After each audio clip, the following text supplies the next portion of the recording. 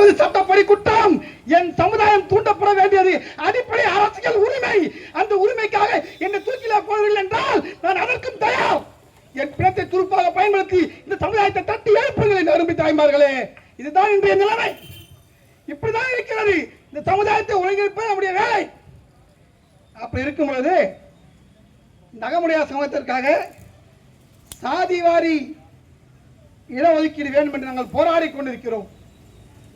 அருமை தாய்மார்களே, நாம் தமிழகம் முழுவதும் மட்டுமல்ல இந்தியா முழுவதும் பரவி வாழ்ந்தாலும் தமிழகத்திலே நாம் பல பட்டங்களில் பிரிந்திருக்கிறோம். 18 பட்டங்கள் நமக்கு இருக்கிறது. நம்மை ஒன்றிணையாமல் தடுத்துக் கொண்டிருக்கிறார்கள். இது ஒரு அரசியல், இது நுண் அரசியல், மைக்ரோ பாலிடிக்ஸ். என்னவென்றால் தென் தமிழ்நாடு இருக்கிறது, மத்திய தமிழ்நாடு, வட தமிழ்நாடு என்று 3 பகுதியாக பிரிந்திருக்கிறோம். கொங்கு கவுண்டரா கொங்கு பெல்ட், தேவரா சவுத் பெல்ட், வன்னியரா நீ நார்த் பெல்ட். ஐயா தமிழ்நாடு எங்க பெல்ட் தாங்க ஐயா. எங்க பட்டங்கள் பிரிந்திருக்கிறது ஐயா. நாங்க ஒருங்கிணைப்போம் ஐயா. தேவர் என்பது எங்கள் பட்டம், சேர்வை என்பது எங்கள் பட்டம், முத்துரை என்பது எங்கள் பட்டம், மின்னம்பர் என்பது எங்களுடைய பட்டம், பிள்ளை என்பது எங்களுடைய பட்டம், மணியக்காரன் என்பது எங்கள் பட்டம். இந்த பட்டங்கள் தென் தமிழகத்தில் பிரிந்திருக்கிறது. மத்திய தமிழ்நாட்டில் முதலியார், துளுவலாளர், உடையார், கவுண்டர், படையாட்சி, பல்லவராயர் என்ற பட்டங்களால் நாம் பிரிந்திருக்கிறோம். இந்த வட தமிழ்நாட்டில் நாயக்கர், செட்டியார், ராயர், தேசிகர், அதிகாரி என்றெல்லாம் வட தமிழகம் பிரிந்திருக்கிறோம். பிரிந்திருக்கிற சமூகங்களே, இந்த 18 பட்டங்களை நாம் ஒன்றிணைத்தால் நாளை நாம் தான் இந்த மண்ணை தீர்மானிக்கக்கூடிய மிகப்பெரிய சக்தியாக மாற வாய்ப்பு இருக்கிறது.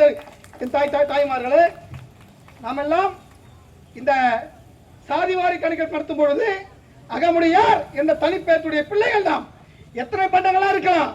நாம் பதிவிடும் போது நாம் அகமுடையார் என்று தான் பதிவு செய்ய வேண்டும். நிறைய பேர் பாலிடிக்ஸ் பண்ணுவாங்க. இல்ல, நாம் அகமுடையார் தான் தனி பேரினம். அப்ப இருக்கையில இந்த சமுதாயத்திற்காக சாதிவாரி கணக்கெடுப்பு நடத்திட வேண்டும்.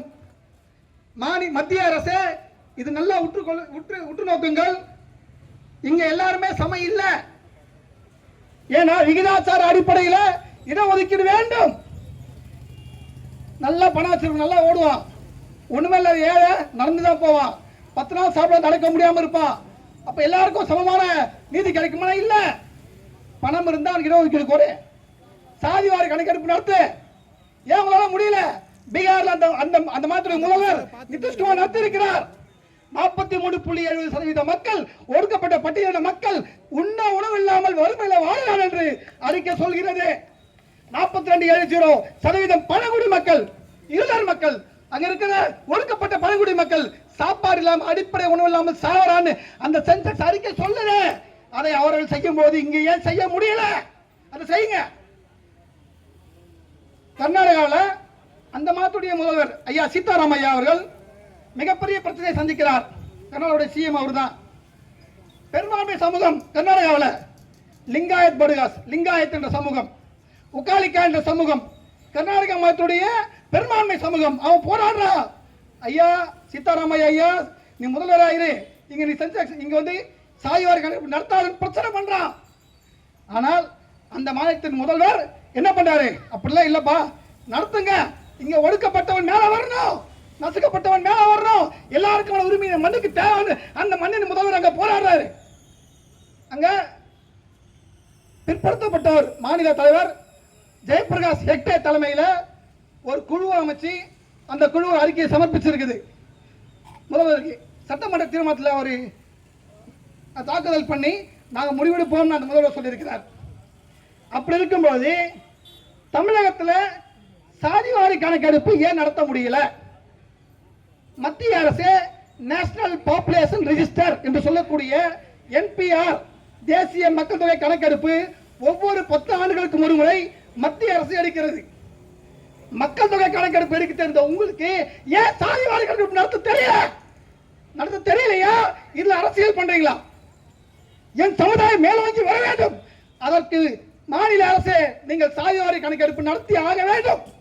எல்லாருக்கும் கூட வன்னியர் அதிகமாக வன்னியர் கூட தப்பு இல்ல, நாடார் கூட தவறில்ல, ஒடுக்கப்பட்ட பட்டியலின மக்களுக்கு கூட தப்பு இல்ல, அனைத்து சாதி மக்களுக்கும் கூட எல்லாரும் வாழணும். அதற்கு சாதிவாரி கணக்கெடுப்பு அவசியம். அது நடத்தினால்தான் உங்க பசங்க நம்ம பசங்க மருத்துவர் ஆக முடியும், பொறியியல் மாணவன் வர முடியும், சட்டமேதையா வர முடியும், அரசாங்க பொறுப்புக்கு வர முடியும். நம்ம பிள்ளைங்க படிக்க முடியல. என்ன காரணம்? இடஒதுக்கீடு இங்க இல்ல. அதனால தேர்தல் வருது. அன்பு சொந்தங்களே, தேர்தல் வரும்பொழுது இந்த அகமுடைய சமுதாயம் மேல் என்று நாங்கள் கண்டிப்பாக காட்டுவோம். நாங்கள் சத்தியத்திற்கு சத்தியம், உண்மைக்கு உண்மை. நாங்கள் நினைத்தால் ஒருபோதும் பின்வாங்க மாட்டோம், ஒருபோதும் துரோகம் செய்ய மாட்டோம். இந்த இனம் மிகப்பெரிய வீரம் தீரமும் கொண்ட மிகப்பெரிய போரினம். ஏனென்றால் 1785ஆம் ஆண்டு எங்கள் வீர பாட்டன்கள் மருதுவர்கள் சின்ன மருதுவும் பெரிய மருதுவும் மிகப்பெரிய ஆங்கில ஏகாதிபத்தியத்தை எதிர்த்து போரிட்டவர்கள். 1785ஆம் ஆண்டு முதல் 1801ஆம் ஆண்டு வரை சுமார் 16 ஆண்டுகள் ஆங்கிலேயரை எதிர்த்து போரிட்ட வீர மறவர்கள் எங்கள் பாட்டன்கள். நவீன குண்டு வச்சிருந்தா, துப்பாக்கி வச்சிருந்தா, குண்டுகள் வைத்து போரிடும் பொழுது வேல்கம்பும் வீச்சறிவாலும் வளரையும் கொண்டு ஆங்கிலேயரை ஓட ஓட விரட்டிய மாவீரர்கள் எங்கள் பாட்டன்கள். அப்படிப்பட்ட வரலாற்று பெருமை கொண்டவர்கள் தான் இந்த மருது அமைப்பை சார்ந்தவர்கள், அகமுடையார் இனத்தை சார்ந்தவர்கள். அப்படி இருக்கையில் நேற்று எக்ஸ் தளத்தில் ஆதி திராவிட நலத்துறை அமைச்சர் திரு மதிவாணன் அவர்கள் பதிவு போட்டிருக்காரு. காவல்துறைக்கும் பத்திரிகையாளர்களுக்கு தெரியும். மதிவாணன் அவர்கள் ஆதி திராவிட நலத்துறை